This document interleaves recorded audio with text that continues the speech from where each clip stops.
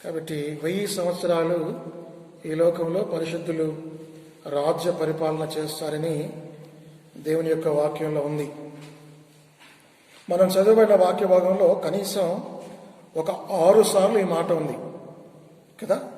ఈ 1000 సంవత్సరములనే మాట 3వ అధ్యాయం మొదటి భాగంలో 1000 సంవత్సరములు, తర్వాత రెండవ వచనం కూడా ఉందా, 2వ వచనం చివరి భాగంలో 1000 సంవత్సరములు, తర్వాత 4వ వచనంలో 1000 సంవత్సరములు, 5వ వచనంలో 1000 సంవత్సరములు, దాదాపు 6 సార్లు 7వ వచనంలో కూడా 1000 సంవత్సరములు. 6 సార్లు ఈ మాట ఉంది, 1000 సంవత్సరములు అనే మాట. ఈ రాత్రి మనం 1000 సంవత్సరాలు అనే అంశాన్ని గురించి ధ్యానం చేసుకుంటాం. ఈ 1000 సంవత్సరాలు అనేది మరి ఇది ఎప్పుడు జరుగుతుందంటే, ప్రభువైన యేసుక్రీస్తు వారు ఆయన మధ్యాకాశంలోకి వచ్చినప్పుడు మృతుల పునరుత్థానం, జీవ పునరుత్థానం జరుగుతుంది. యేసు ప్రభు వారు ఎంతమంది అయితే విశ్వాసం ఉంచి ఆయన యందు నిద్రిస్తారో, ప్రభువునందు నిద్రిస్తారో వారందరూ తిరిగి లేస్తారు. లేచిన తర్వాత అదేవిధంగా సజీవులమైన మనం ఎత్తబడతాం. ఆ తర్వాత ఎయిర్లోకి, మధ్యాకాశంలోకి మనం కొనిపోబడతాం. అక్కడ 7 సంవత్సరాలు బహుమానములు మనకు ఉంటాయి. ఆ తర్వాత 7 సంవత్సరాలు గతించిన పిదప ప్రభువైన యేసుక్రీస్తు వారు భూమి మీదకి వస్తాడు. వచ్చిన తరువాత మరి 1000 రాజ్య పరిపాలన ప్రారంభమవుతుంది. కాబట్టి యేసుక్రీస్తు వారి రాకడ 2 భాగాలు. మొదటి భాగం ఏమిటంటే, ఆయన ఉన్న బలంగా భూమి మీదకి రాడు, ఆయన మధ్యాకాశంలోకి వస్తాడు. అప్పుడు సంఘం ఎత్తబడుతుంది, జీవ పునరుత్థానం జరుగుతుంది. ఆ తర్వాత 7 సంవత్సరాలు గడిచిన పిదప మరి భూమి మీదకి యేసు ప్రభు వారు వస్తారు. యేసు ప్రభు వారు వచ్చే సందర్భంలో అక్కడ యుద్ధం జరుగుతుంది. బహుశా అది ఆర్మగిద్దోని యుద్ధము అని కూడా అంటారు.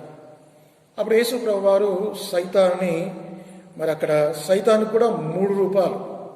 మన ప్రభు అయిన యేసుక్రీస్తు వారు త్రిత్వము, మన తండ్రి అయిన దేవుడు, కుమారుడైన యేసుక్రీస్తు, పరిశుద్ధాత్మ దేవుడు త్రిత్వం. ఎలాగో అపవాది కూడా 3 రకాల్లో ఉంటాడు. ఒకటి వాడు మరి క్రూర మృగము, రెండవది అబద్ధపు ప్రవక్త, మూడవది కటసర్పమైన అపవాది.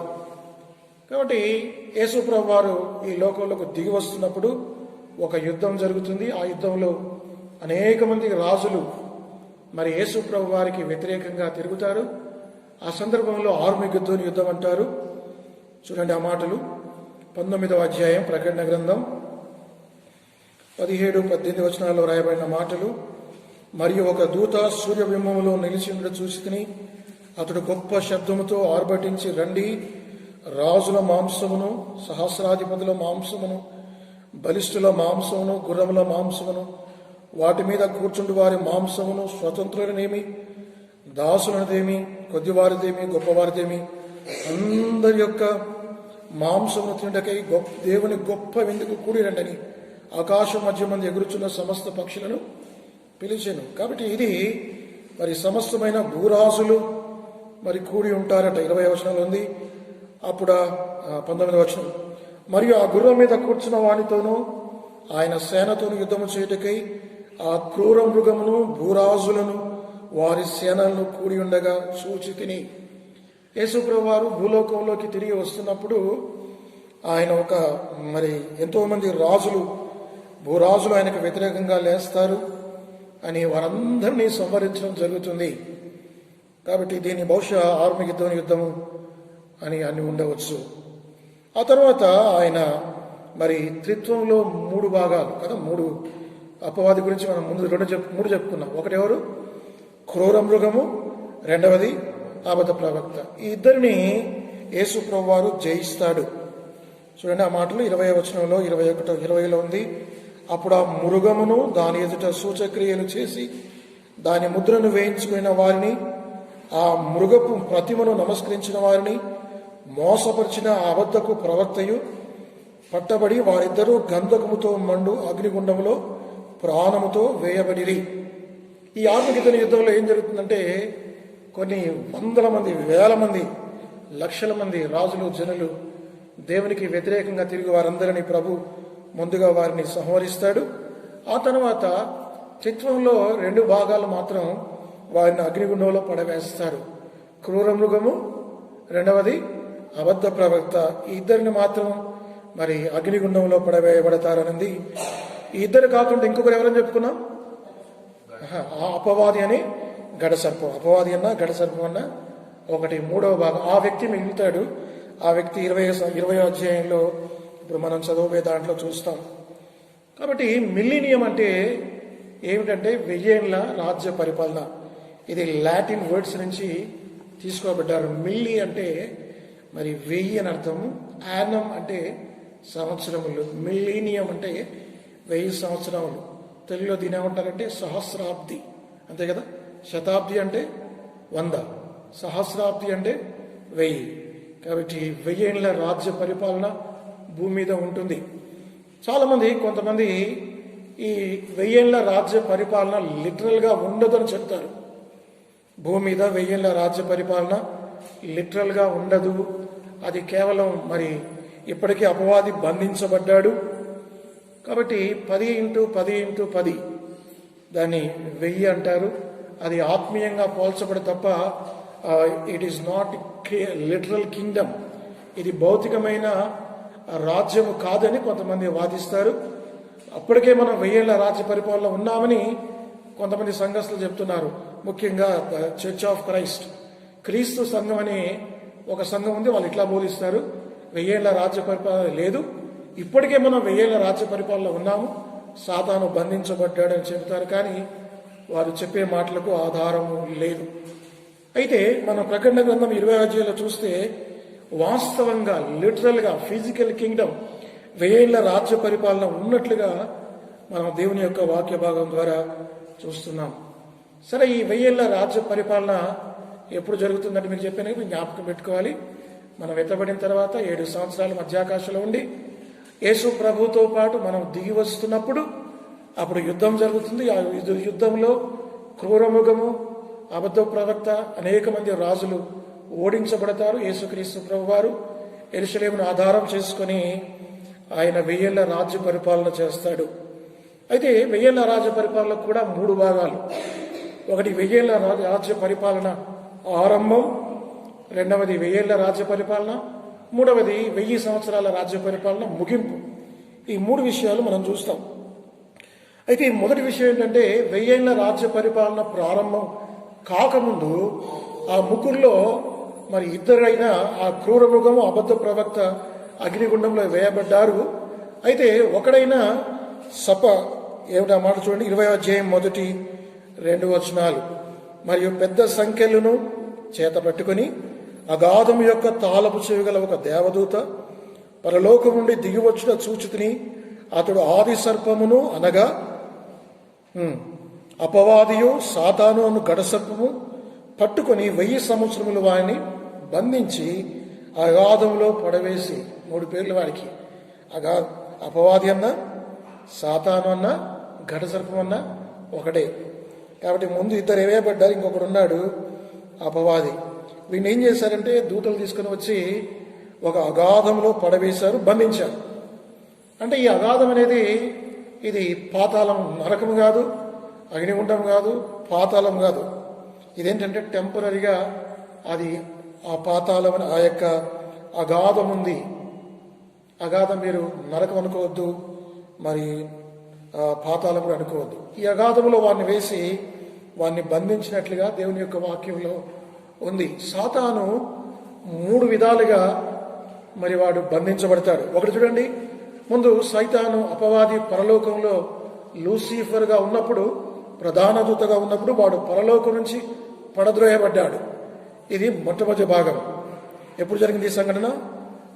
ప్రకటన గ్రంథం 12వ అధ్యాయం 9వ వచనం. ప్రకటన గ్రంథం 12వ అధ్యాయం 9వ వచనం. సర్వలోకమును మోసపుచ్చుచు అపవాది అనియు సాతాననియు పేరు గల ఆది సర్పమైన ఆ మహాగడ సర్పము పడద్రోయబడెను, అది భూమి మీద పడద్రోయబడెను.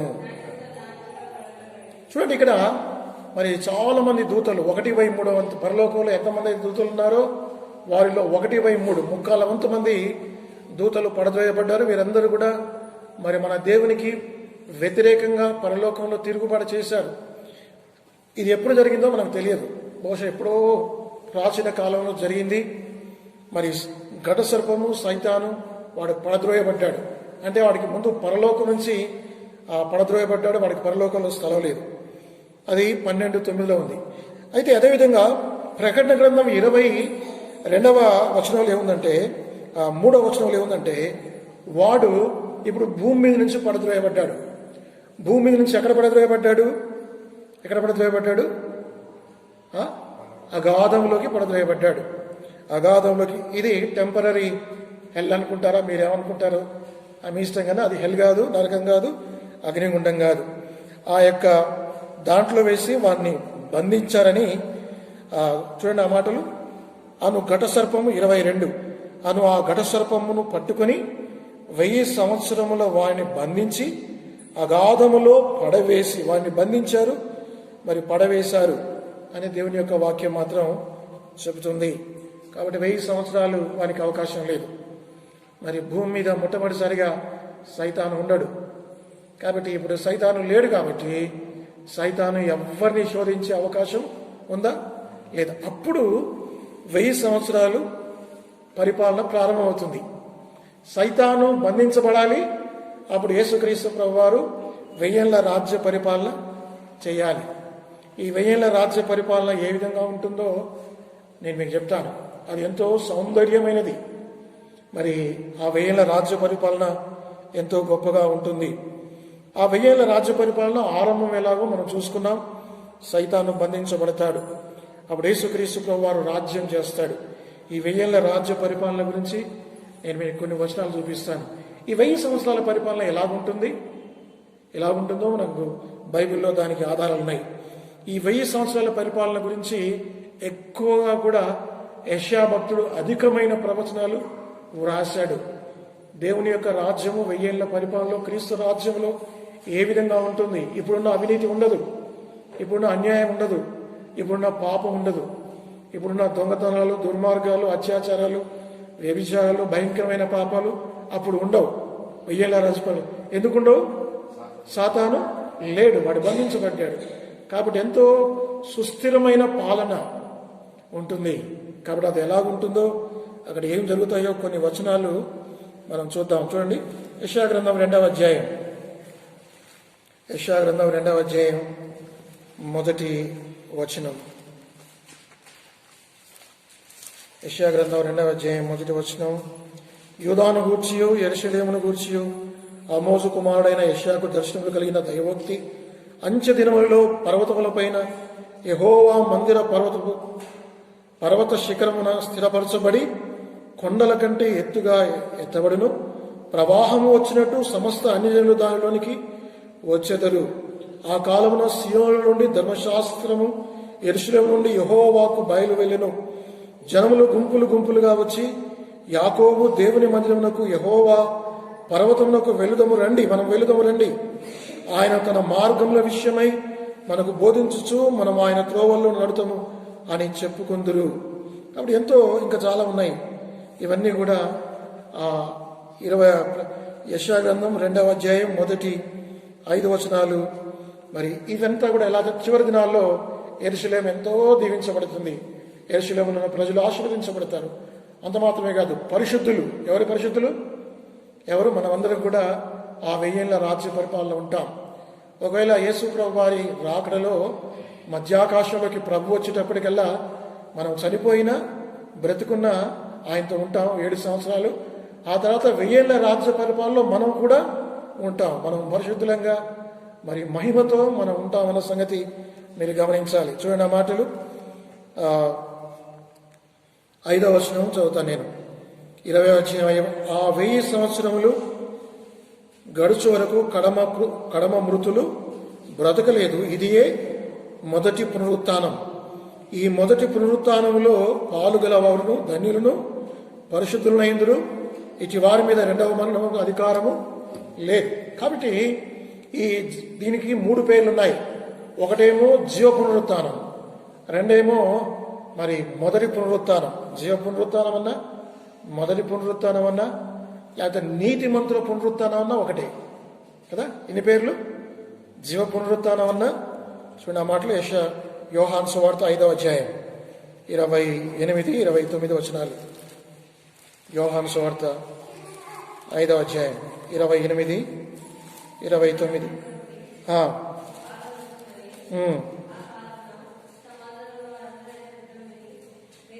మేలు చేసిన వారు జీవ పునరుత్థానం. యేసుప్రభు వారి ప్రకారం ఆ పునరుత్థానం పేరు ఏ పేరు? జీవ పునరుత్థానం. అదే యేసుప్రభు వారు సువార్తల్లో ఇంకొక సందర్భంలో అది నీతిమంతుల పునరుత్థానం అని కూడా రాయబడింది. ఎవరుంటారు ఈ పునరుత్థానంలో? కేవలం నీతిమంతులే ఉంటారు. నీతిమంతుల పునరుత్థానం, రైచస్, ఇదేమంటారు? రైచస్ పునరుత్థానం అంటే ఏమంటారు తమ్ముడు? ఫస్ట్ రెజరెక్షన్, లేకపోతే రైచస్ రెజరెక్షన్, లేకపోతే ద రెజరెక్షన్ ఆఫ్ లైఫ్. ఈ మూడిట్లో ఏదైనా చెప్పవచ్చు. కాబట్టి ఈ మొదటి పునరుత్థానంలో పాలు గల వారందరూ దానికి, ఈ మొదటి పునరుత్థానంలో ఎవరుంటారంటే యేసుక్రీస్తు సంఘంలో ఉన్న వారందరూ కూడా ఈ పునరుత్థానంలో ఉంటారు. చూడండి ఆ మాటలు. మొదటి తెస్సలోనికీయులకు రాసిన పత్రిక 1000 ఏళ్ల రాజ్య పరిపాలనలో ఎవరుంటారో నేను మీకు చెప్తాను. ఆ తర్వాత ఎలా ఉంటుందో చెప్తాను. ముందు ఎవరుండాలో చెప్పాలి కదా. చూడండి ఎవరుంటారు అక్కడ. తెస్సలోనికీయులకు రాసిన పత్రిక 1వ అధ్యాయం 4వ అధ్యాయం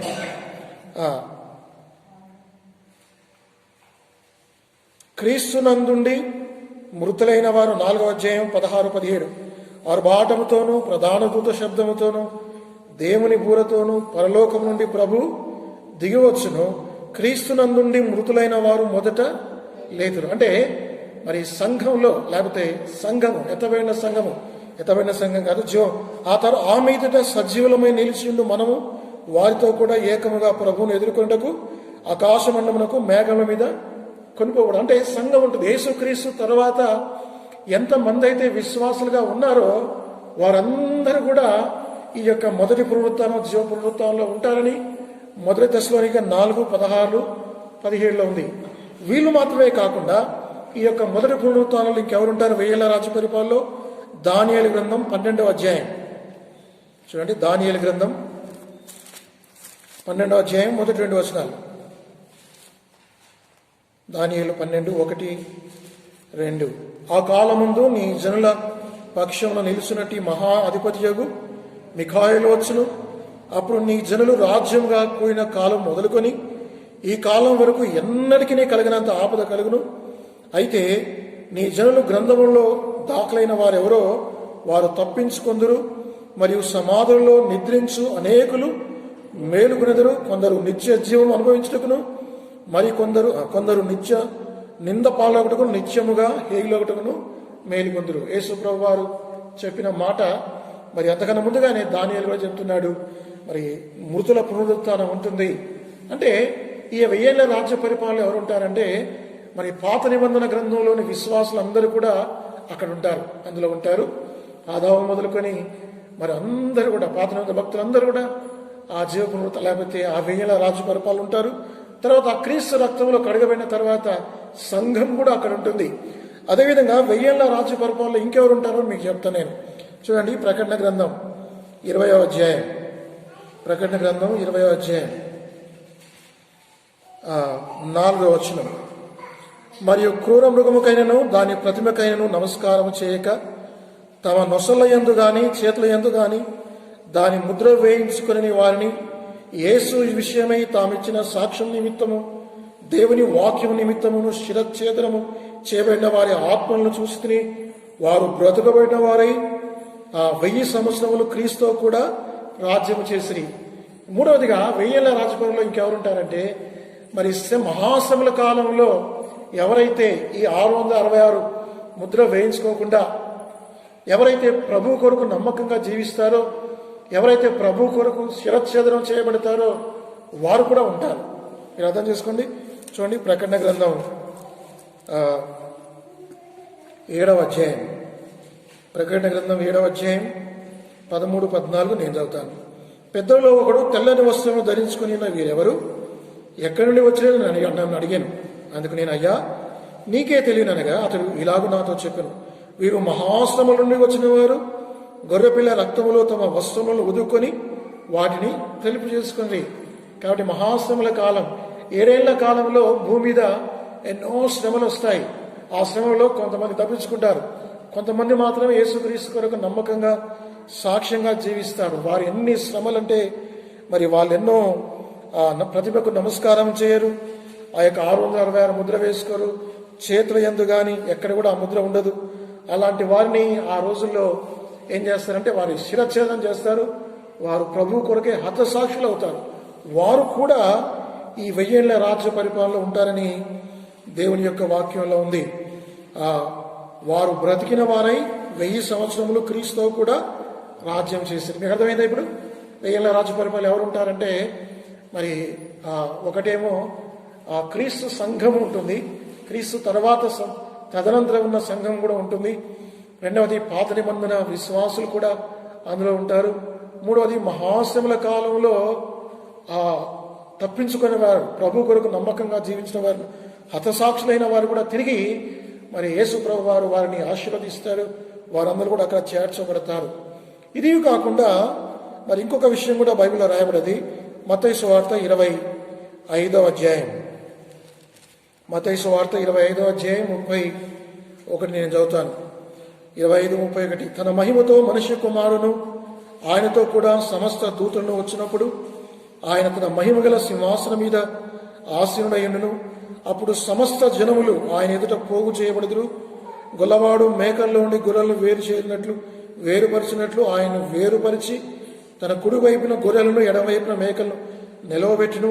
అప్పుడు రాజు తన కుడి వైపున ఉన్న వారిని చూచి, నా తండ్రి చేత ఆశీర్వదించబడిన వారలారా, రండి, లోకం పుట్టినది మొదలుకొని మీ కొరకు సిద్ధపరచబడిన రాజ్యమును స్వతంత్రించుకొనుడి. కాబట్టి 4వదిగా ఆ 1000 ఏళ్ల రాజ్య పరిపాలనలో ఎవరైతే ఉంటారంటే మరి భూమి యొక్క కొంతమంది జనులు, అనేక మంది జనులని మరి ప్రభు కొరకు నమ్మకంగా జీవించిన వారు, వారు కుడివైపున వారు మరి గొర్రెపిల్ల వారు కుడిపై వారిని అంటున్నాడు, నా తండ్రి చేత ఆశీర్వదించబడిన వారు కూడా ఉంటారు అని దీని యొక్క వాక్యం. ఎంత మాత్రమే కాదు, ఇశ్రాయేల్లో తప్పించుకున్న 1,44,000 మంది కూడా ఇక్కడ ఉంటారు. సరే, ఈ 1000 ఏళ్ల రాజ్య పరిపాలనలో ఎవరెవరు ఉంటారో వీరందరికీ మరి వారు సింహాసనములు, 4వ వచనం చూడండి, అంతటా సింహాసనములను సూచితిని. 20వ అధ్యాయం 4వ వచనం ఏమని రాయబడింది? అక్కడ సింహాసనములు అని రాయాలి, కానీ ఏమని రాశారు? అంతటా సింహాసనములను సూచితిని. అంటే ప్రభుతో పాటు మనం కూడా ఏలుతాము, ప్రభుతో పాటు మనం కూడా ఏలుతాము. 2వ తిమోతిలకు రాసిన పత్రిక 4వ అధ్యాయం, 2వ తిమోతి 2వ అధ్యాయము 12వ వచనం, సహించిన వారమైతే ఆయనతో కూడా ఏలుగము, ఆయన ఎరుగమంటే మనం ఆయన ఎరుగనను. కాబట్టి మనం దేవుని బిడ్డలంగా మనం కూడా ఎవరైతే సహిస్తారో వారు కూడా ఏలుతారు. అంటే యేసు ప్రభు వారు ఒక్కరే కాదు, యేసు ప్రభుతో పాటు మనం కూర్చుండి మరి పరిశుద్ధులంగా మనం కూడా ఏలుతాము. అంటే ఎంత గొప్ప భాగ్యం కదా! పామరులు, ఎన్నిక లేని వారం, తృణీకరించబడిన వారం, కేవలం మంచి వారం, మనం రక్షణ పొందడమే గొప్ప సంగతి. ఇంకా రక్షణ పొంది పాపక్షమాపణ పొంది మధ్యాకాశంలోకి మనం కొనుక్కోబడి ఆ తర్వాత బహుమానములు పొంది ఆ తర్వాత మరలా మనం భూమి మీదకి వచ్చి ఆ 1000 సంవత్సరాల రాజ్య పరిపాలనలో ప్రభుతో మనం ఉండటమే గొప్ప సంగతి. ఉండటమే కాదు, ఆయనతో కూడా మనం ఏలుతామని ప్రకటన గ్రంథంలో కూడా చూసాం. 1000 ఏళ్ల రాజ్య పరిపాలన చేస్తారట. చూడని మాటలు ప్రకటన గ్రంథం 20వ అధ్యాయం 6వ వచనం, ఈ మొదటి పునరుత్థానంలో పాలుగల వారు ధన్యులను, పరిశుద్ధులను ఎందురు, ఇటు వారి మీద 2వ మరణమునకు అధికారం లేదు. వీరు దేవునికిని క్రీస్తుకును యాజకులై క్రీస్తుతో కూడా 1000 సంవత్సరంలో రాజ్యము చేయదు. అంటే 1000 సంవత్సరాల్లో రాజ్యము క్రీస్తు మాత్రమే కాదు, క్రీస్తుతో కూడా మనం కూడా ఏలుతాము. అప్పుడు మనం యాజకులుగా, పరిశుద్ధులంగా, యేసుక్రీస్తు యాజకులుగా ఉంటామట.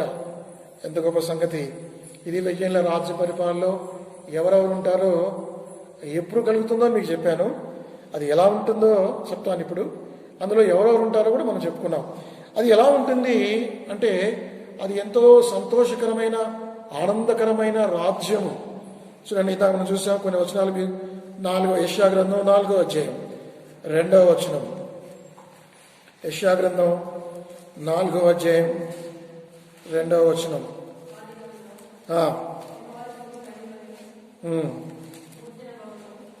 ఆ దినమున యెహోవా చిగురు. ఏ దినం ఇది? 1000 రాజ్య పరిపాలన. 1000 రాజ్య పరిపాలనలో గురించి మాట్లాడుతున్నాడు ప్రవచనాత్మకంగా. ఆ దినమున యెహోవా చిగురు మహిమయు భూషణమగునమును, ఇశ్రాయేలులో తప్పించుకున్న వారికి భూమి పంట అత్యాస్పదముగాను శుభలక్షణముగాను ఉండును. సియోనులో శేషించిన వారికి, యెరూషలేములో నిలవబడిన వానికి, అనగా జీవపొందులకై యెరూషలేములో దాఖలైన ప్రతి వానికి పరిశుద్ధుని పేరు పెట్టుదురు. ఇంకా ఇవన్నీ ఉన్నాయి కదా. 5వ వచనం చదువుతాను. సియోను కొండలోని ప్రతి నివాస స్థలం మీదను, దాని ఉత్సవ సంఘముల మీదను పగలు మేఘధూమములను, రాత్రి అగ్ని జ్వాల ప్రకాశమును యెహోవా కలగజేయును. చూడండి ఎంత చక్కని మాట్లాడి. 1000 రాజ్య పరిపాలన ఎట్లా ఉంటుంది? 1000 రాజ్య పరిపాలన ముందు యెరూషలేము అంతా రక్తసిక్తం అయింది, అంతే కదా. ఆ రక్తాన్ని కూడా ఆ దేవుడు కడుగుతాడట. 4వ వచనంలో ఉంది, తీర్పు తీర్చు ఆత్మ వలనను దహించు ఆత్మ వలనను ప్రభువు సియోను కుమార్తెలకున్న కల్మషమును కడిగివేయబడినప్పుడు యెరూషలేమునకు తగిలిన రక్తమును దాని మధ్య నుండి తీసివేసి దాన్ని శుద్ధి చేసినప్పుడు. కాబట్టి యెరూషలేము శుద్ధి చేయబడుతుంది. అనేకులు చూడండి. ఇంకో మాట 11వ అధ్యాయం 1వ వచనం. 11వ యెషయా గ్రంథం 11వ అధ్యాయం నేను చదువుతాను. యెషయా మొద్దు నుండి చిగురు పుట్టును, వాని వేర్ల నుండి అంకురము ఎదిగి ఫలించును. అది మాత్రమే కాదు, చూడండి ఆ మాటలు ఆ రోజులు ఎలా ఉంది. యెహోవా భయము అతనికి ఇంపైన సువాసనగా నిలుచును. 3-4 వచనాలు. కంటి చూపును బట్టి అతను తీర్పు తీర్చడు, తాను వినుదాన్ని బట్టి తీర్పు విమర్శ చేయడు, నీతిని బట్టి బేదలకు తీర్పు తీర్చును, భూనివాసములలో దీనిలైన వారికి యథార్థముగా విమర్శ చేయను. ఇదంతా యేసు ప్రభు వారు ఎట్లా వెళ్తాడు. సరే, ఇంకా ఆ రోజులు ఎలా ఉంటుందో చూడండి. నేను 6వ వచనం చదువుతాను. తొడేలు గొర్రెపిల్ల గొర్రెపిల్ల యొద్ద వాసము చేయను. ఇప్పుడు వాసన చేస్తాయా? తొడేలు గొర్రెపిల్ల వాసన చేస్తాయా? తొడేళ్ళు గొర్రెపిల్ల, తొడేలు చూడగానే గొర్రెపిల్ల పారిపోతుంది. కానీ 1000 రాజ్య పరిపాలనలో తొడేలు గొర్రెపిల్ల ఒక దగ్గరే ఉంటాయి. అంత మాత్రమే కాదు, చిరుతపులి మేకపిల్ల యొద్ద పండుకొను. ఇప్పుడు వండుకోదు కానీ అప్పుడు వండుకుంటుంది. ఇవన్నీ కూడా దూడయు కొదమ సింహమును పెంచబడిన కోడయు కూడుకొనగా బాలుడు వాటిని తోలును. 1000 రాజ్య పరిపాలనలో ఎంత స్వచ్ఛమైన నీతి, అక్కడ ఎలాంటి శ్రమలు, ఏడుపు, కన్నీరు, పాపము లేని కాలమది. నీతి రాజ్యం అని నీతి పరిపాలనలో ఈ విధంగా ఉంటుంది. ఎద్దు మేయినట్లు సింహము, చూడండి అక్కడ, ఎద్దు మేయినట్లు సింహము గడ్డిమేయును, పాలు కుడుచు పిల్ల నాగుపాము పుట్ట యొద్ద అట్లాడును, మిడినాగు పుట్ట మీద పాలు విడిచిన పిల్ల తన చేయి చాచును, నా పరిశుద్ధ పర్వతమంతటను ఏ మృగమును హాని చేయదు, నాశనం చేయదు. ఇది 1000 రాజ్య పరిపాలనలో ఈ విధంగా ఉంటుంది. అదేవిధంగా 12వ అధ్యాయం 1వ వచనంలో కూడా ఈ యొక్క అధ్యాయం అంతా కూడా ఇది 1000 రాజ్య పరిపాలనకు ఉంది. ఆ దినమున మీరు ఇలా ఉంది. ఏ దినం ఇది? ఏ దినం? 1000 సంవత్సరాలు. యెహోవా, నీవు నా మీద కోపపడితివి, నీ కోపము చల్లారెను, నిన్ను స్తుతించుచున్నాను, నీవు నన్ను ఆదరించి ఉన్నావు. ఇదిగో నా రక్షణకు కారణభూతులకు దేవుడు. స్తుతి ఉంటుంది అక్కడ, విమోచన గీతాలు ఉంటాయి.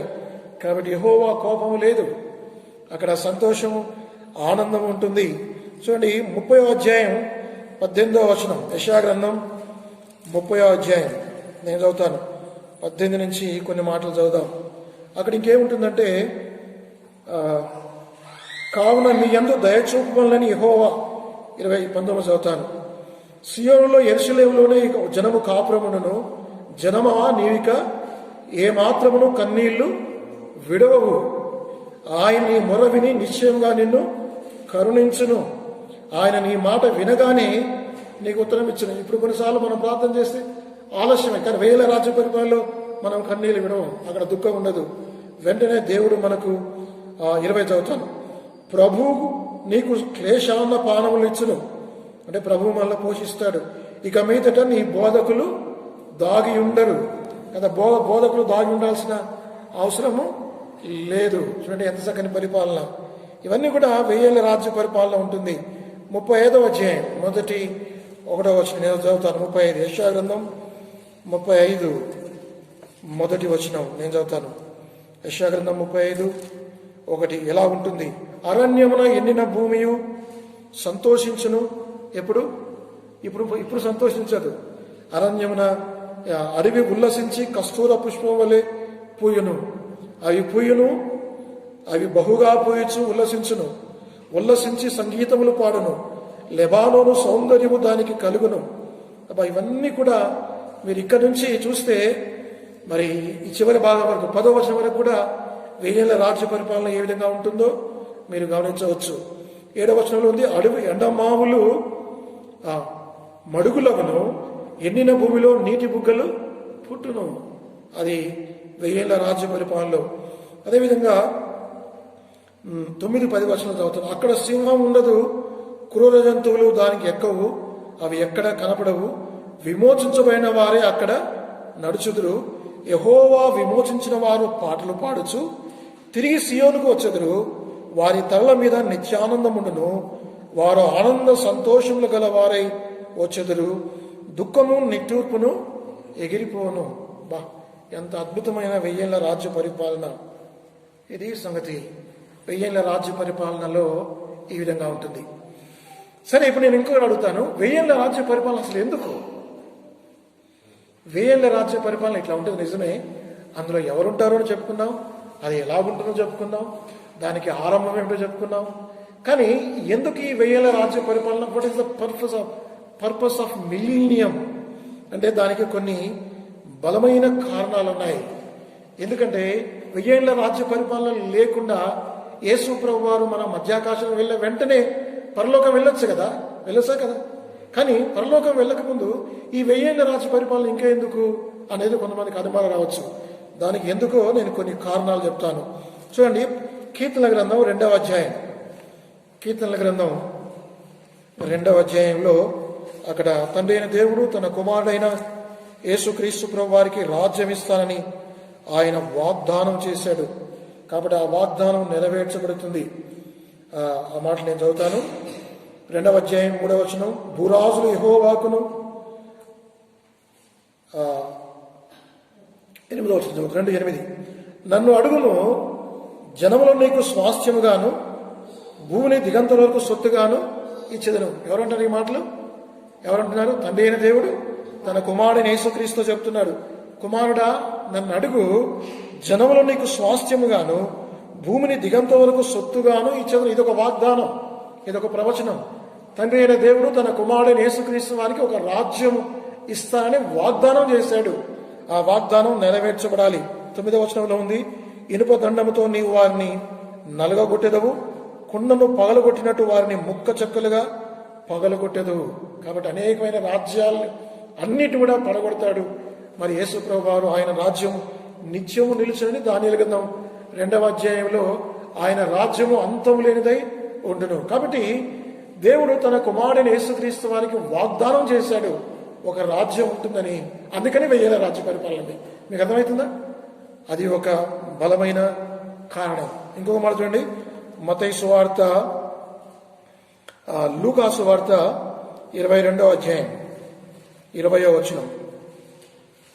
లూకా సువార్త 22వ అధ్యాయం 20వ వచనం. లూకా చదవండి ఎవరన్నా. లూకా 22:20. సరే, నేనే చదువుతాను అమ్మా. లూకా 22వ అధ్యాయం 22 కాకుండా 22:29 నేను చదువుతాను. గనుక తండ్రి నాకు రాజ్యమును నియమించినట్టుగా నా రాజ్యములో నా బల్ల యొద్ద అన్నపానములు పుచ్చుకొని సింహాసనం మీద కూర్చుండి ఇశ్రాయేలు 12 గోత్రముల వారికి మీరు తీర్పు తీర్చుటకై నేనును మీకు రాజ్యమును నియమించుచున్నాను. అది మొట్టమొదటిగా తండ్రి అయిన దేవుడు తన కుమారుడైన యేసుక్రీస్తు వారికి వాగ్దానం చేయబడిన రాజ్యం ఒకటి ఉంది. ఆ రాజ్యాన్ని యేసు ప్రభు వారు సొంతం చేసుకుంటున్నాడు. అందుకే 1000 ఏళ్ల రాజ్య పరిపాలన ఉంది. రెండవ కారణం ఏమిటంటే ఆయన శిష్యులు 12 గోత్రముల మీద, అంటే 22-29 ఉంది, నా తండ్రి నాకు రాజ్యము నియమించినట్లుగా నా రాజ్యములో నా బల్ల యొద్ద అన్నపానములు పుచ్చుకొని సింహాసనం మీద కూర్చుండి ఇశ్రాయేలు 12 గోత్రముల వారికి మీరు తీర్పు తీర్చుటకై నేనును మీకు రాజ్యమును. కాబట్టి 1000 ఏళ్ల రాజ్య పరిపాలన యేసుక్రీస్తు ప్రభు వారు వాగ్దానం చేస్తాడు. ఎవరితోని? ఎవరితోని? తన శిష్యులతో, 12 మందితో. మీ 12 మంది నా రాజ్యం వచ్చినప్పుడు, నాకు తండ్రి వాగ్దానం ఆ రాజ్యంలో వచ్చినప్పుడు మీరు 12 గోత్రాలకు తీర్పు తీస్తారు, మీరు నా సింహాసనం మీద ఉంటారు. అది ఒక కారణం. అందువల్ల 1000 ఏళ్ల రాజ్యం ఉంది. మూడవది, ఎందుకు ఈ 1000 ఏళ్ల రాజ్య పరిపాలన? బలమైన కారణం ఏమిటంటే, ఆరంభంలో ఏదైనా తోటలో దేవుడు ఈ లోకాన్ని సృజించినప్పుడు అప్పుడు మరి ఈ లోకమంతా సమాధానంతో, నీతితో ఉంది. అప్పుడు పాపము లేదు. ఉందా? పాపం ఉందా? లేదా? అంటే సాతాను ఘటసర్పం వలె ఆ హవ్వను శోధించబడక మునుపు మరి ఈ లోకం అంతా కూడా ప్రశాంతంగా, సమాధానంగా ఉంది. అయితే ఎప్పుడైతే పాపం ఈ లోకంలో ప్రవేశించిందో దేవుని యొక్క ప్లాన్ అంతా కూడా మారిపోయింది. దేవుని యొక్క సృష్టి శపించబడదని దేవుని యొక్క వాక్యంలో ఉంది కదా. పాపం చేసింది ఆదాము వాళ్ళు, శాపమానం ఎవరికి వచ్చింది? నీ నిమిత్తమై నేల శపించబడింది. అది కాబట్టి ఈ ప్రకృతి అంతా కూడా శపించబడింది. ప్రకృతి దేవుని విమోచన కొరకై కనబడుతుందట. అర్థమవుతుందా? మరి దేవుని యొక్క రాజ్యం, దేవుడు తండ్రి అయిన దేవుని కుమారుడు యేసుప్రభు వారు సైతానుతో సవాలు విసిరాడు. ఓ సైతానా, నేను సృజించిన ఈ భూమిలో, మరి పరిశుద్ధమైన రాజ్యంలో, నీతి రాజ్యంలో నా కొరకే ఏర్పరచుకున్న మానవులు వారు మహిమగల దేహంతో ఉండాలని నేను కోరుకున్నాను.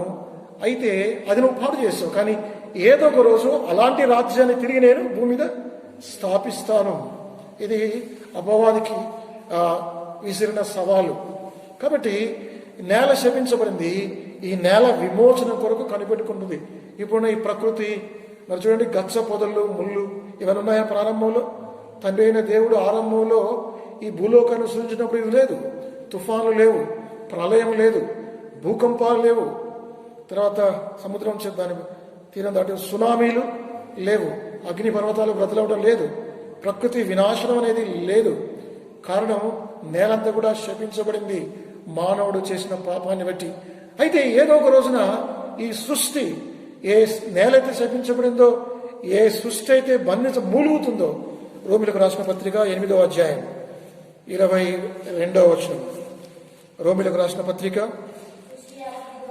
సృష్టి యావత్ ఇది వరకు ఏకగ్రీవంగా మూలుగుచు ప్రసవ వేదన నేను చదువుతానమ్మా. ప్రసవ వేదన పడుచున్నదని ఎరుగుతాము. అంతేకాదు ఆత్మ యొక్క నేను ఇంక పైన చదువుతాను, 19 నుంచి చదువుతాను నేను. దేవుని కుమారుల ప్రత్యక్షత కొరకు సృష్టి మిగుల ఆశతో తేరు చూస్తూ కనిపెడుచున్నది.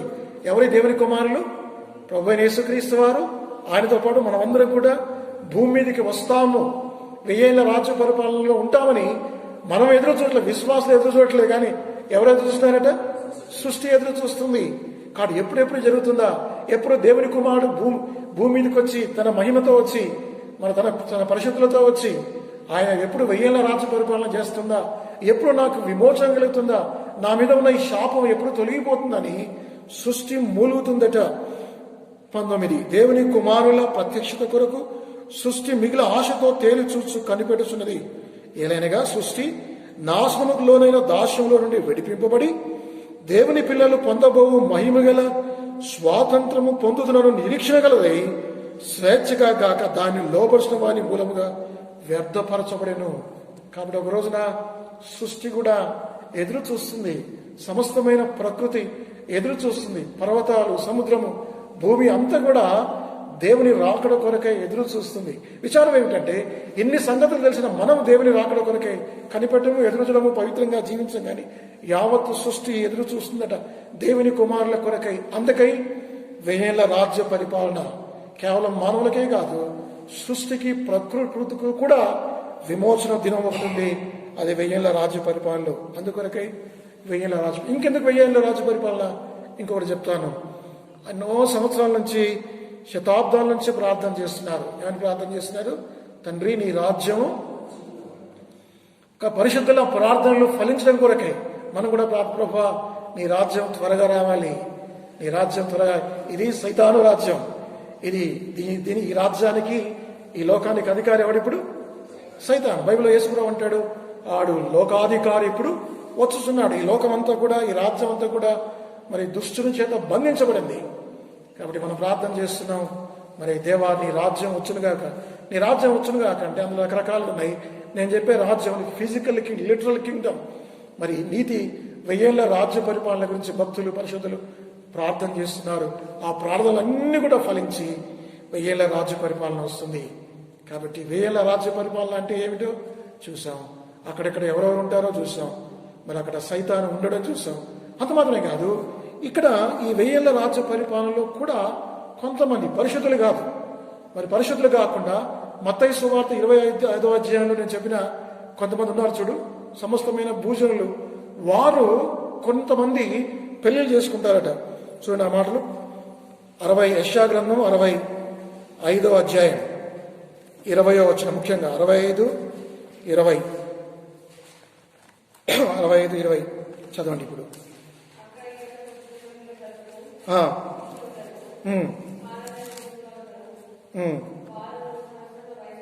ఇక్కడ అక్కడ మరణం లేదు. ఈ 1000 ఏళ్లకు మరణం లేదు కాబట్టి ఇక పుట్టినవాడు పుట్టినట్టే, అక్కడ సావడు కాబట్టి 1000 ఏళ్ల వరకు అందరూ జీవిస్తారు. కాబట్టి మరి ఎలా ఉంటుందంటే కొన్ని వేల లక్షల మంది విస్తారమైన జనం ఉంటుంది. ఇప్పుడు పుడుతున్నారు చస్తున్నారంటే, పుడుతూ చస్తేనే మన జనాభా ఎట్లుంటుంది? ఒక 20 ఏళ్ళకి ఇప్పటికి ఎంత ఉంది? పుడుతూ చస్తూనే ఇంతమంది ఉన్నారు.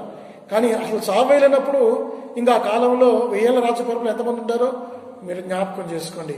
అక్కడ కొంతమంది, నేను చదువుతున్న ఆ మాటలు 19:20, నేను యెరూషలేమును గూర్చి ఆనందించేదను, నా జనులను గూర్చి హర్షించదును, రోదన ధ్వనియు విలాప ధ్వనియు దానిలో ఇకను వినపడదు, అక్కడ ఇంకను కొద్ది దినములే బ్రతుకు శిశువులు ఉండరు. అంటే మరణం అనేది ఉండదు. కాలము నిండిన ముసలివారును బాలురు 100 సంవత్సరముల వయసు గలవారై చనిపోదురు. అంటే బాలురు అంటే అర్థం ఏంటిది? అంటే అక్కడ కూడా బాలురు ఉంటారు. అంటే అక్కడ కొంతమంది పుడతారు. అది మీరు అది అర్థం చేసుకోవాలి. 1000 రాజ్య పరిపాలనలో కొంతమంది, ఎవరైతే 1000 రాజ్య పరిపాలనలో 25వ అధ్యాయంలో ఉన్న ఆ కాలంలో ఉన్నవారు అనేకులు కుడివైపున ఉన్నారు చూడు, యేసుప్రభువు అన్నాడు, వారిలో కొంతమంది పిల్లలు కంటారు, వారికి చావు లేదు. ఆఖరి దినం అంటే 1000 ఏళ్ళు ముగిసేంత వరకు కూడా వారు ఉంటారు. అందులో చాలా మంది, ఎక్కువ మంది విశ్వాసులుగా ఉండరు. వారు పాపము చేస్తారు కదా. ఇప్పుడు నేను ఒక మాట చెప్తే మీకు ఇంకా అర్థమైంది. ఇప్పుడు చూద్దాం 1000 రాజ్య పరిపాలన ముగింపు కూడా చూద్దాం. ముందు మనం ఏం చేస్తాం? 1000 రాజ్య పరిపాలన ప్రారంభం చూసాం. రెండవది 1000 రాజ్య పరిపాలన డ్యూరింగ్ ద మిలీనియం కదా. అంటే 1000 రాజ్య పరిపాలన ఆ 1000 సంవత్సరాలు ఏ విధంగా ఉంటుందో చూసాం. 1000 రాజ్య పరిపాలన ముగింపు ఏ విధంగా ఉంటుందో, ఆ 1000 రాజ్య పరిపాలన ముగింపులో దేవుడు అగాధంలో ఉన్న ఈ సైతాను కొంతకాలం విడిచిపెడతాడు అన్నాడు. చూడండి 20వ అధ్యాయం 3వ వచనం, 23. ఆ 1000 సంవత్సరములు గడుచు వరకు ఇక జనములను మోసపరచుకున్నట్లు అగాధమును మూసి దానికి ముద్ర వేసెను. అటుపిమ్మట వాడు కొంచెము కాలము విడిచిపెట్టబడవాడు. ఎటుపిమ్మట 1000 సంవత్సరాలు దాటిన తర్వాత సైతాను విడిచిపెట్టబడతాడు. ఎప్పుడైతే ఈ సైతాను విడిచిపెట్టబడ్డాడో అప్పుడు ఈ ఎవరైతే పిల్లలు కన్నారో, తదనంతరం ఎవరైతే ఉన్నారో కొన్ని వేల లక్షల మంది, మరి వాళ్ళందరినీ తీసుకుని దేవుని మీదకి యుద్ధానికి మళ్ళా వెళ్తాడు వాడు. ఆ మాటలు నేను చదువుతాను. ఇప్పుడు చూడండి 7వ వచనం 8వ వచనం, 20వ అధ్యాయం 7-8. ఇది 1000 సంవత్సరాల ముగింపు. నేను చదువుతాను. 1000 సంవత్సరములు గడిచిన తరువాత సాతాను తానున్న చెరల నుండి విడిపింపబడును. భూమి నలుదిశల యందుండు జనములను లెక్కకు సముద్రపు ఇసుక వలె ఉన్న గోగు మాగోగను వారిని మోసపరిచి వారిని యుద్ధమును పోగు చేటకై వాడు బయలుదేరును. ఎవరు వీళ్ళంతా చెప్పండి? ఎవరైతే 1000 రాజ్య పరిపాలనలో జన్మించి మరి కొన్ని వేల మహాసముద్రం అంత కొన్ని లక్షల కోట్ల మంది ప్రజలు ఉన్నారు కదా, వాళ్ళందరిలో అందులో చాలా మంది అవిశ్వాసులుగా ఉంటారు.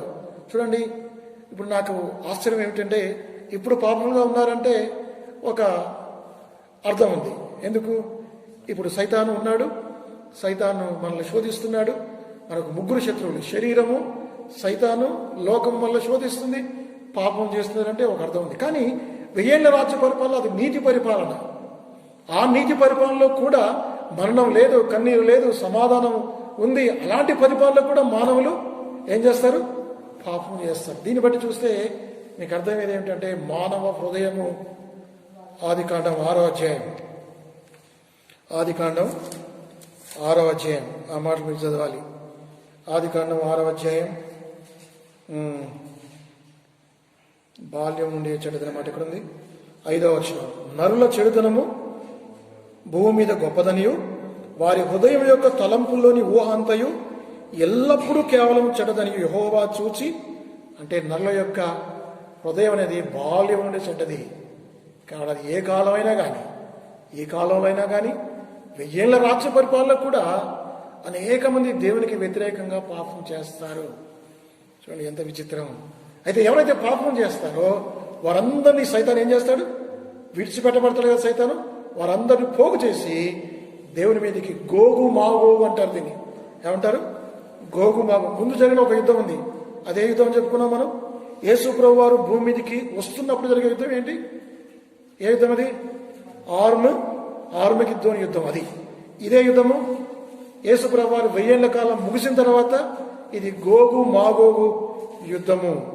అక్కడ ఆ మాటలు కూడా ఉన్నాయి కదా. లెక్కకు భూమి 4 దిశల యందు, ఉత్తరం నుండి, తూర్పు నుండి, దక్షిణం నుండి, పడమటి నుండి, అన్ని దిశల నుంచి దేవునికి వ్యతిరేకంగా పాపాత్మ కొంతమంది వాళ్ళు లేపుకొని దేవుని మీదకి వచ్చినప్పుడట అప్పుడు వారు 9 అవుతారు.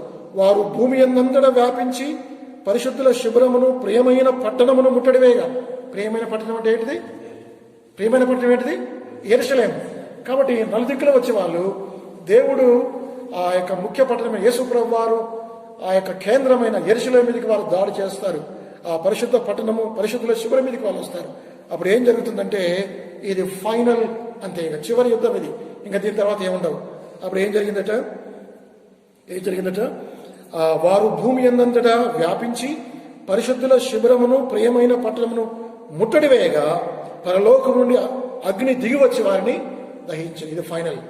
కాబట్టి వారందరూ కూడా, గోగు మాగోగులో ఉన్న వారందరూ కూడా, కొన్ని వేల మంది, నలుదిక్కులు ఎంతమంది అయితే యెరూషలేము మీదకి ప్రియమైన పట్టణం మీదకి ఎంతమంది వచ్చారో వారందరూ కూడా పరలోకంలో అగ్ని ద్వారా వారు నశిస్తారు. పరలోక అగ్ని ద్వారా ఇంతమంది ఎవరైనా నశించారా? ఇంతకుముందు పరలోకపు అగ్ని ద్వారా ఎవరైనా నశించారా? అయ్యో, ఇంతకుముందు ఎప్పుడైనా జరిగిందా అలాంటి సంఘటన? జరిగింది. ఎప్పుడు జరిగిందంటే లోతు కాలంలో సొదొమ గొమొర్రాల మీదకి ఆకాశం నుంచి అగ్ని వచ్చి వారిని పట్టణాన్ని కాల్చివేసింది. ఇప్పుడు మరలా ఆకాశం నుంచి అగ్ని వచ్చి వారందరినీ, కొన్ని లక్షల మంది వారు పాడైపోతారు, వాళ్ళందరూ చనిపోతారు. అప్పుడు చివరిగా ఫైనల్గా ఏం జరుగుతుంది? ముగ్గురులో మిగిలింది ఎవడు? ఇప్పుడు ఈ సైతాన్ని ఒంటరి వాడైపోతాడు. ఈ సైతాన్ని ఇప్పుడు ఏం చేస్తుందంటే, ఇప్పుడు చూడండి ఇక 10వ వచనం, వారిని మోసపరిచిన అపవాది అగ్ని గంధకములు గల గుండములో పడవేయబడెను. అచ్చట ఆ క్రూర మృగమును అబద్ధ ప్రవక్త వీళ్ళు ముందే పడ్డారు. ఎప్పుడు పడ్డారు వీళ్ళు అగ్నిగంధంలో? ఎప్పుడు పడ్డారు? 1000 ఏళ్ల రాజ్య పరిపాలన ముందు ఆర్మగిద్దోను పడ్డారు. వారు పడ్డారు. తర్వాత వీడు పడుతున్నాడు. ఎవరు? అపవాది కూడా అక్కడ త్రోయబడతాడు. వారు యుగయుగములు రాత్రింబగళ్ళు బాధింపబడతారు. యుగయుగములు రాత్రింబగళ్ళు. ఇంకా సైతాను పర్మనెంట్ గా, ఇప్పుడు చూడండి, సైతానే 3 భాగాలు. ఒకటి వాడు ప్రకటన గ్రంథం 12:9 ప్రకారం పరలోకం నుంచి పడద్రోయబడ్డాడు. ప్రకటన గ్రంథం 20వ అధ్యాయం 2వ వచనం ప్రకారం వాడు భూమి నుంచి పడద్రోయబడ్డాడు అగాధంలోకి. మూడవది, ఇక వాడు శాశ్వతంగా పర్మనెంట్ గా అగ్ని గంధకులు గల మండు గుండంలో వాడు పడద్రోయబడతాడు. యుగయుగాలు ఆ ముగ్గురు. మరి ఎవరు ముగ్గురు? క్రూర మృగము, అబద్ధ ప్రవక్త, ఆ గడ సర్పమని సైతానని అపవాది, రాత్రి మృగాళ్ళు, కోట్ల సంవత్సరాలు ఇక వాడు అలాగుండాల్సింది. దేవుని బిడ్డలమైన మనం ఆ తర్వాత 21 మొదట్లో ఉంది. ఇంకొంచెం భాగం 11 నుంచి 15 వరకు ఆపుదాం. ఆ తర్వాత 21 ఏముంది? అంతటా నేను కొత్త ఆకాశము, కొత్త విశ్వాసమైన మనము కొత్త భూమి, కొత్త ఆకాశంకి వెళ్తాం. అప్పుడు శాశ్వత కాలం పరలోకంలో ఉంటాం. సైతాను నరకంలో పడద్రోయబడిన తర్వాత ఇంకొకటి ఉంది. అదేంటంటే అవిశ్వాసులకు తీర్పు. అది ఇంకొకసారి మనం చూద్దాం. ఇది 1000 ఏళ్ల రాజ్య పరిపాలన. మనం 3 విషయాలు చూసాం. 1000 ఏళ్ల రాజ్య పరిపాలన ఏ విధంగా ఉంటుంది, 1000 ఏళ్ల రాజ్య పరిపాలన ఎలా ఉంటుంది, 1000 ఏళ్ల రాజ్య పరిపాలన తర్వాత ఏ విధంగా ఉంటుంది, సైతాను ఏ విధంగా పడద్రోయబడతాడు ఉంటుంది. ఇవన్నీ విషయాలు చూసాం. గోగు మాగో యుద్ధం, తర్వాత ఆర్మగిద్దోను యుద్ధం, ఇవన్నీ చూసాం. ఇవన్నీ కూడా వాస్తవాలు జరగబోతాయి. దేవుని వాక్యాన్ని మనం నమ్మాలి. ఆయన రాబోతున్నాడు. ఆయన వచ్చి మనల్ని మరి మధ్యాకాశంలోకి తీసుకుని వెళ్తాడు. ఆ తర్వాత మనకు బహుమానాలు ఉంటాయి. ఆ తర్వాత భూమి మీదకి 7 సంవత్సరాలు దిగి వస్తాము. తర్వాత ఇక్కడ యేసు ప్రభుత్వం 1000 ఏళ్ల రాజ్య పరిపాలన చేస్తాము. ఇది శాశ్వత కాలం మనం ప్రభుత్వం ఉంటాము. ఇది వాస్తవాలు కనుక మనం ప్రభువునందు మరి భక్తితో విశ్వాసంతో 2 పేతురు 3వ అధ్యాయం అందరం కలిసి చదువుకొని ముగించుకుందాం. మనం నమ్మకంగా ప్రభు కొరకు భక్తిగా మనం జీవించాల్సిన అవసరం ఎంత. 2 పేతురు 3వ అధ్యాయం 11, 12 వచనాలు అందరం కలిసి. ఇవన్నీ వీటిలో లయమైపోవున్నవి కనుక ఆకాశములు రవులుకొని లయమైపోవున్నట్టు పంచభూతములు మహావేంద్రముతో కరిగిపోవున్నట్టు దేవుని దినపు రాకడ కొరకు కనిపెట్టుచు దాని ఆశతో అపేక్షించు మీరు పరిశుద్ధమైన ప్రవర్తనతోనూ భక్తితోనూ ఎంతో జాగ్రత్త గలవారే ఉండవలను. ఇవన్నీ ఇంతసేపు మీకు ఎందుకు చెప్పాను? నేను ఇంతసేపు ఎందుకు మీకు చెప్పాను? గంటసేపు ఇవన్నీ బైబిల్లో ఎందుకు రాయబడ్డాయి అంటే విశ్వాసులమైన మనం పరిశుద్ధమైన ప్రవర్తన, 2వది భక్తి, 3వది ఎంతో జాగ్రత్త, దానికోసం రాయబడ్డాయి. ఆ విధంగా పరిశుద్ధంగా మరి భక్తితోనూ జాగ్రత్తగా మనం జీవించి పాపములకు దూరంగా ఉండి ప్రభువును హత్తుకొని విశ్వాసంలో స్థిరపడుతూ ప్రభు రాకడ కొరకై ఎదురు చూద్దాం. ఒక దినం మనం 1000 ఏళ్ల రాజ్య పరిపాలనలో ప్రవేశించడం, ప్రభుతో సింహాసనం ఏలటం అనేది అది తథ్యం, వాస్తవం. అది జరుగుతుంది. దేవుడి వాక్యమును దీవించిన గాక.